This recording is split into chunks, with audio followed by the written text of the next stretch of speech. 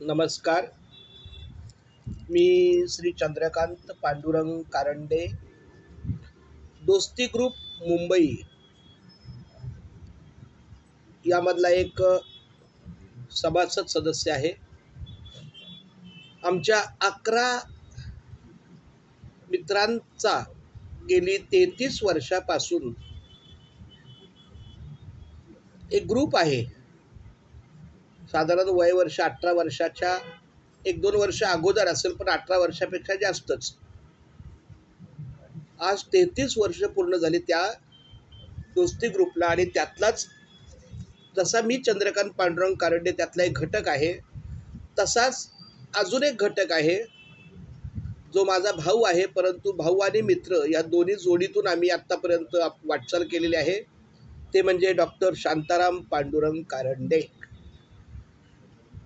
लोकांचे अण्णासाहेब कारंडे असतील, डॉक्टर साहेब असतील, परंतु कौटुंबिक नात्या मी अण्णाच म्हणेल. पण या ठिकाणी मात्र डॉक्टर शांताराम कारंडे आपल्या ग्रुपचा घटक आहे. त्यांचं 28 मार्च 2021 या दिवशी त्यांना 50 वर्ष पूर्ण होत आहेत. 28 मार्च 1971 हा त्यांचा जन्म, आणि वयाची 50शी पूर्ण होत असताना मला खूप आनंद वाटतो त्यांना शुभेच्छा द्यायला. तशा आपल्या भावाला सातत्यानं शुभेच्छा आपल्या असतातच, परंतु 50व्या वर्षाचा कार्यक्रम काही नियोजन असेल तर त्यासाठी आपल्या शुभेच्छा बंधनकारक आहेत. मी पांडुरंगाच्या चरणी प्रार्थना करतो की आमच्या डॉक्टर शांताराम कारंडे साहेबांना निरोगी आरोग्य लाभो, त्यांच्या इच्छा मनोकामना आकांक्षा पूर्ण हो, त्यांना कौटुंबिक सुख अधिक चांगल्या पद्धतीनं प्राप्त हो, त्यांच्या मुलाबाळांचा व्यवसाय जो आहे, काही शिक्षण चालू असेल त्याचाही त्यांना लाभ मिळो, व्यवसाय चांगला चालू. आणि आत्तापर्यंत खूप छान असं डॉक्टर साहेबांनी कार्य केलेलं आहे. मैत्रीच्या नात्यामध्ये सुद्धा त्यांना ज्याप्रमाणे ते सामाजिक कार्य, शैक्षणिक कार्य, विविध क्षेत्रात आपलं कार्य आहे ते तत्परतेने करतात, त्याप्रमाणे मैत्री जपणं ही पण एक फार मोठी कला आहे. आणि मैत्री जपण्याची जी कला आहे ती डॉक्टर साहेबांनी खूप छान जपलेली आहे. आम्ही 11 मित्र गेल्या अनेक वर्षापासून, जवळपास 33 वर्ष, त्यामध्ये डॉक्टर शांताराम कारंडे, चंद्रकांत कारंडे, नरेश पाटील, विनोद निक्षे, विनायक भांदुर्गे, गुणवंत कदम, राजेश कोचरेकर, विवेक शिंदे, विनायक भांदुर्गे, प्रमोद पवार, मंगेश कांबळे, आबा माने, एखादा अपवाद चुकून कोण राहिला असेल तर मला क्षमा करा. पण अशी 11 मंडळी, गुणवंत कदम सर,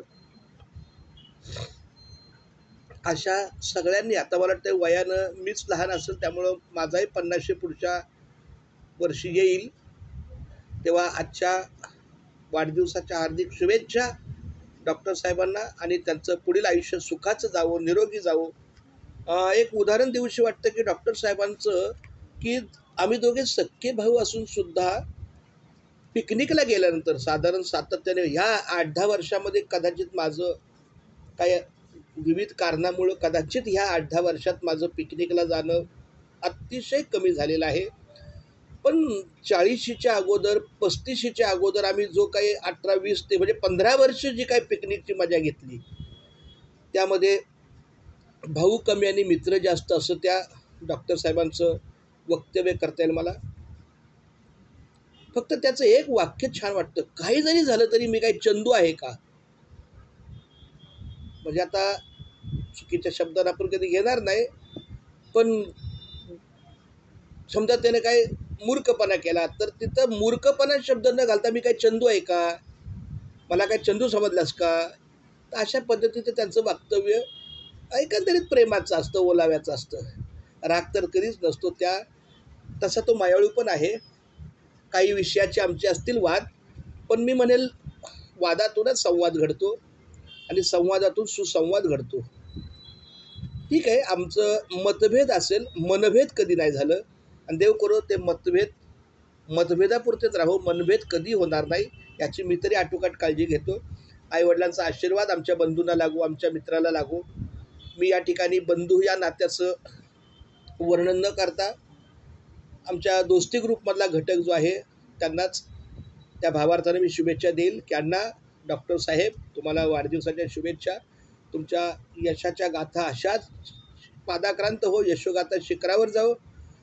सामाजिक शैक्षणिक कार्यात अनेक तुम्ही फार मोठी भरारी मांडलेली आहे. कुठलंही पेज उघडलं, मग ते फेसबुक असो, ट्विटर असो, इंस्टाग्राम असो, व्हॉट्सअप असो, कोणतंही टेक्नॉलॉजीचं काही पान उघडलं की डॉक्टर शांताराम कारंडे हे नाव, तुमचं काम, तुमचं आलेख, तुमचं निवेदन, तुमचं लेखन, तुमचं सगळं छानपैकी वाचून बरं वाटतं.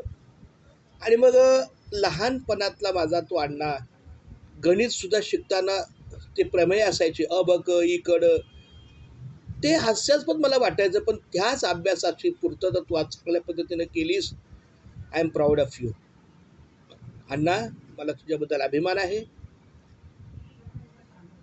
असाच तू मोठा हो, अधिक चांगला हो, निरोगी राहा.